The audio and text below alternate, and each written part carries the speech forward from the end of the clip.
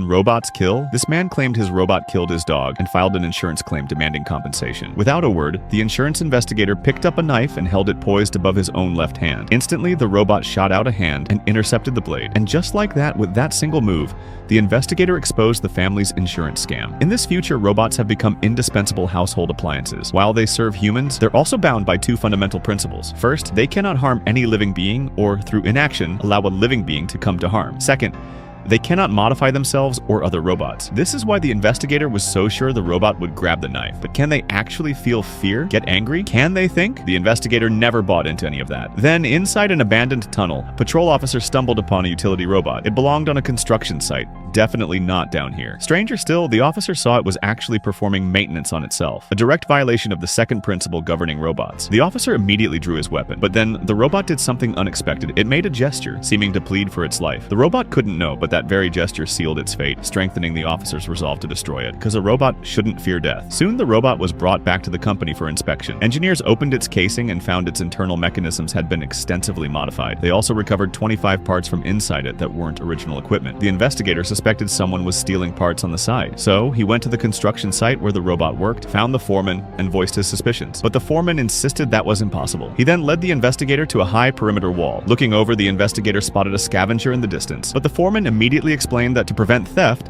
anyone setting foot in the restricted area is shot on sight, no exceptions. So there was no way anyone could be stealing parts from here. The foreman did mention, however, that the non-standard parts found inside the first robot matched those used in Welder Unit 206. Later, the investigator went to the robot charging rest area and staked it out. There, he noticed something odd. The surface of a storage locker across the way had been polished to a near-perfect mirror finish. Why would a robot need a mirror? Then, as he turned, he caught Unit 206 secretly observing him. This was deeply unsettling. Intrigued and suspicious, he followed the robot as it left the main compound, heading straight into the lethal restricted zone. Predictably, automated defenses detected him. Scrambling for cover, he dove into an old shipping container. Inside, he found Unit 206, acting furtively and clutching a small box. The investigator demanded to know what was in the box, but the robot's response was shocking. It shoved over a nearby fuel canister, seemingly placed there deliberately, and ignited it. It chose self-destruction, immolating itself, apparently willing to die to protect whatever secret it held.